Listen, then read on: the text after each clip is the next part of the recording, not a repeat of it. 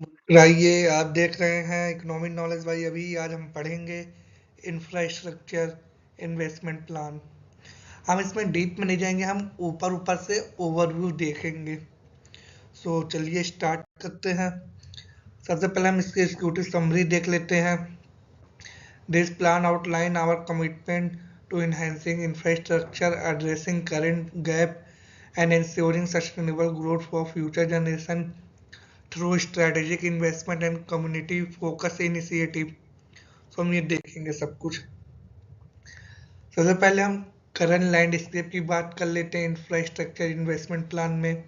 तो current infrastructure landscape revealing extensive ageing system which many road and bridges requiring urgent attention. Ageing मतलब कि काफी साल हो गए हुए हैं बने हुए, अब नए तरीके से बनाने की जरूरत है, नया डेवलपमेंट की जरूरत है। These facilities facing significant challenges including capacity limit and funding shortage, underscoring the need for modern solutions to enhance efficiency and ensure public safety in our communities। ये ये अभी का हाल है इंफ्रास्ट्रक्चर का, यानी इन्वेस्टमेंट की बहुत ज़्यादा ज़रूरत है। अब हम इंफ्रास्ट्रक्चर नीड असेसमेंट देख लेते हैं कि हाँ इंफ्रास्ट्रक्चर ज़रूरत क्यों पड़ती है। सबसे पहले कि assessing the age of our existing infrastructure system. Many structure are nearing the end of their life span. इस वजह से हमें नए नए प्रोजेक्ट लाने पड़ते हैं, नया नया रोड बनाना पड़ता है। यानी आप डैम हो गया 50 साल तक अगर उसका लाइफ स्पैन है, यानी कि उसके बाद नया डैम उसको कंस्ट्रक्ट करना पड़ेगा किसी तरीके से, नहीं तो कभी भी कोलैप्स हो सकता है जिससे काफ़ी ज़्यादा लॉस हो सकते हैं। Understanding the capacity limitation. Current infrastructure cannot meet increasing population demand. We're identifying funding shortfall. Budget constraint hinder necessary maintenance and upgrade. फिर हम देखेंगे recognizing modernization imperative. Upgrading technology is essential for efficiency and safety। ये हो गया। फिर हम addressing sustainability challenges, infrastructure must support environmental goal and resilience। ये चीज हो गया। यानी पर्टिकुलर मैंने 5 चीज यहाँ बताया क्यों इंफ्रास्ट्रक्चर की जरूरत पड़ती है। फिर हम इन्वेस्टमेंट रैशनल को देख लेते हैं। सबसे पहले हम बात करेंगे इकोनॉमिक ग्रोथ के बारे में। Reliable infrastructure support business operation and attract investment। ये हो गया। फिर हम पॉपुलेशन ट्रेंड पे देखेंगे। ये हम क्या देख रहे हैं, हम देख रहे हैं investing in infrastructure is crucial our future. Key reason है, वही हम रीजन देख रहे क्यों। As urban area expand, updated infrastructure is necessary to accommodate growing population. हाँ हम पॉपुलेशन ट्रेंड के हिसाब से भी इन्वेस्टमेंट प्लानिंग करेंगे इंफ्रास्ट्रक्चर में। हाँ पहले रूरल से अर्बनाइजेशन हो रहा बहुत तेजी से, तो हाउसिंग डेवलपमेंट हो गया, रोड डेवलपमेंट हो गया, हाईवे एक्सप्रेसवे, ये सब का। फिर है technological advancement, modern infrastructure integrated innovative technology enhancing efficiency and sustainability. फिर हम देखेंगे इन्वायरमेंटल कंसिडरेशन, यानी investment can address climate change challenges promoting green and resilient solution. ये चीज है। फिर अब देखेंगे community wellbeing, improve infrastructure enhances quality of life providing better access to service and opportunities for all. ये चीज है। फिर हम देखेंगे स्ट्रेटजी ऑब्जेक्टिव। इसमें मैंने 4 पॉइंट प्रेजेंट किया है, एक एक करके देखते हैं। सबसे पहले enhance capacity and efficiency of infrastructure, upgrading system will accommodate growing community demand। ये हो गया पहला। फिर दूसरा देखते हैं improve resilience and sustainability of asset, यानी investment will mitigate risk from climate impact effectively। फिर हम देखेंगे foster economic development and growth opportunities. थोड़ा ब्लर हो गया, इसको मैं सही कर दूंगा। Enhancement will stimulate local job creation. फिर हम देखते हैं support community wellbeing and quality of life. इसमें क्या करेंगे, improve infrastructure will lead to better public service, यानी पब्लिक सर्विस को अच्छा बनाने के लिए करेंगे। फिर हम मेजर इंफ्रास्ट्रक्चर प्रोजेक्ट की बात कर लेते हैं। Transforming our urban landscape, this flagship project aim to enhance connectivity and foster economic growth our community. जैसे कि पूरा हाउसिंग प्रोजेक्ट डेवलपमेंट हो गया, जैसे आप लोग शहर में देखते होंगे बहुत बड़े बड़े हाउसिंग प्रोजेक्ट गवर्नमेंट लाती है। यहाँ जो रूरल से अर्बनाइजेशन हुआ उसके लिए मेजर प्रोडक्ट हो गया ये, जैसे ब्रिजेस आप देख सकते हो, यानी ये हो गया, ये मेट्रो का डेवलपमेंट हो गया, यानी कि फास्टर ट्रांसपोर्टेशन पर्पस के लिए ये सब। फिर हम एक प्रोजेक्ट वन की बात करते हैं, यानी हम इसे सब कैटेगरी में डिवाइड करें, जैसे अर्बन ब्रिजेस। आप एग्जांपल देख ही सकते हैं, ये तो मॉडर्न टेक्नोलॉजी का है। This project aim to construct a modern urban bridge that will significantly reduce traffic congestion, improve connectivity and enhance the overall mobility of residents and visitors alike।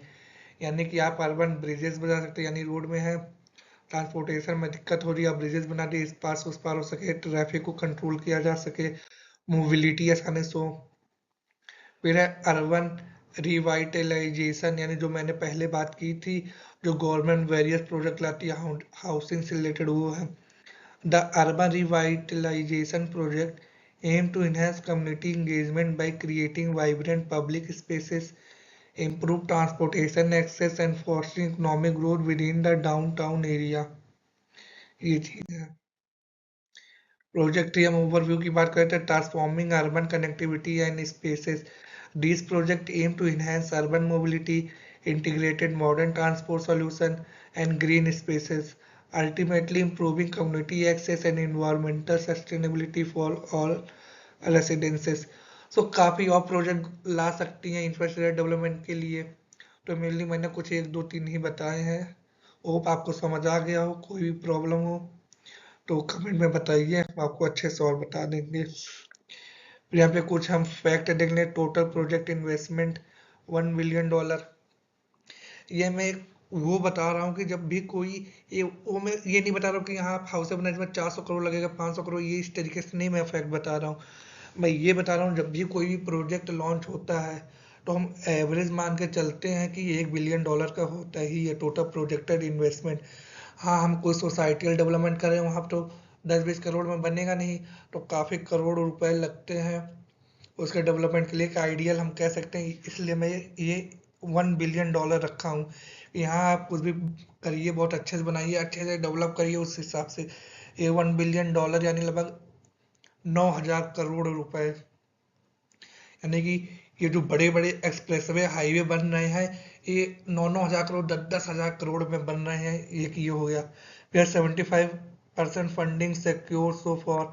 यहाँ पे 75 फंडिंग सिक्योर, यानी कि जो यहाँ पे construction related मैंने दिखाया है, इसमें क्या होता है कि बिल्डिंग बनी नहीं रहती उससे पहले ही पैसे कलेक्टेड कर लेते हैं बिल्डर लोग। यानी कि जैसे कोई फ्लैट बना रहे हैं, काफी बड़ी कोई फ्लैट बन रहा है कहीं पे, तो क्या करते हैं वो पैसे पहले ले लेते हैं, बाद में प्रोजेक्ट टर्न अराउंड करते हैं। यानी कि बहुत लोग लोन लेके वो अपने बुकिंग करा लेते हैं, यानी 50%, कोई 70% पे कर देता है, बाकी प्रोजेक्ट हैंड ओवर के टाइम पे पे करते हैं। तो एक एवरेज में ले रहा हूँ 75%। फिर यहाँ पे 500 million expected job creation, 500 million यानी लगभग 50 करोड़ मान के चलिए कि यहाँ बहुत ज़्यादा जॉब क्रिएशन होता है। यानी बिल्डिंग बनाना, रोड, एक्सप्रेसवे, इतना इतना सब कुछ काम हो रहा है, हर चीज एक दूसरे से कनेक्टेड है, तो डायरेक्ट इनडायरेक्ट जॉब बहुत ज़्यादा क्रिएट होते हैं। फिर हम रिस्क एनालिसिस की बात कर लेते हैं, जिसमें ensuring project success through preparedness. सबसे पहले हम इकोनॉमिक रिस्क से देखते हैं। तो economic fluctuation can significantly impact funding availability and project timeline. यानी बताने जरूर नहीं, आप समझ में। It essential to establish contingency plan and maintain flexible budgeting to adopt to market changes and ensure connected progress on infrastructure investment. हम environmental इसकी बात कर लेते हैं। To environmental challenges such as climate change impact must be identified early. A robust mitigation strategy will address potential disruption, ensuring projects remain resilient and sustainable throughout their lifespan, ultimately benefiting communities and ecosystem alike। ये चीजें हैं। फिर हम देखते हैं implementation timeline, यानी कोई भी प्रोजेक्ट रहता है किस तरीके से वो पूरा कवर होता है। सबसे पहले इनिशियल प्रोजेक्ट प्लानिंग होती है, फिर की स्टेक होल्डर इंगेजमेंट होता है, फिर मेजर कंस्ट्रक्शन फेजेस कमेंस, यानी सबसे पहले प्रोजेक्ट क्या होगा, क्या कहाँ क्या करना, पूरी उसकी प्लानिंग होती है। फिर आपस में लोग आके मिलकर पूरा तय करते हैं किस हिसाब से हिस्सेदारी करेगा, ज्वाइंट वेंचर रहेगा, किस तरीके से क्या क्या रहेगा। फिर उस प्रोजेक्ट को शुरू करते हैं, फिर बाद में प्रोजेक्ट कंप्लीशन एंड इवेल्युएशन होता है। तो एक तरीके का ये टाइमलाइन है कि हाँ, इनिशियल ऐसे स्टार्ट होता है, इसमें काफ़ी साल लग जाते हैं। जैसे प्रोजेक्ट प्लानिंग अभी हम कर रहे हैं तो की स्टेक होल्डर मीटिंग 6 महीने बाद हो सकती है। मेरे का कंस्ट्रक्शन 1 साल बाद स्टार्ट हो, बहुत जगह तो 3-3 4-4 साल लग जाते हैं सब कुछ क्लियर होने में। तो ये जनरल सा टाइमलाइन हाँ इसी फेज होके गुजरता है। फिर हम एक्सपेक्टेड बेनिफिट की बात कर लेते हैं। Return on investment for all. The infrastructure investment plan promises improve transportation, significant job creation, enhance environmental sustainability, and better community connectivity, ultimately benefiting all stakeholders involved in the process। ये सब चीज़ है। फिर हम स्ट्रेटेजिक अलाइनमेंट की बात करते हैं, यानी connecting infrastructure to long term गोल।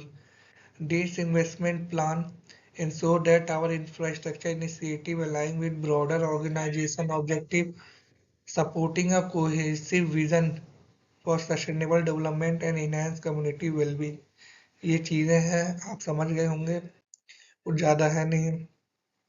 फिर हम देखते हैं स्टेक होल्डर इंगेजमेंट प्लान, यानी government agency and local authority आपस में मिलजुल के काम कर सकते हैं। Private sector partnership for innovation, हाँ कुछ इनोवेटिव चाहिए, कुछ अच्छे से यूज नहीं हो पा रहा टेक्नोलॉजी में, तो पार्टनरशिप का setup community organisation as a key line, यानी involving local group to foster grass root support and awareness, ये हो सकता है।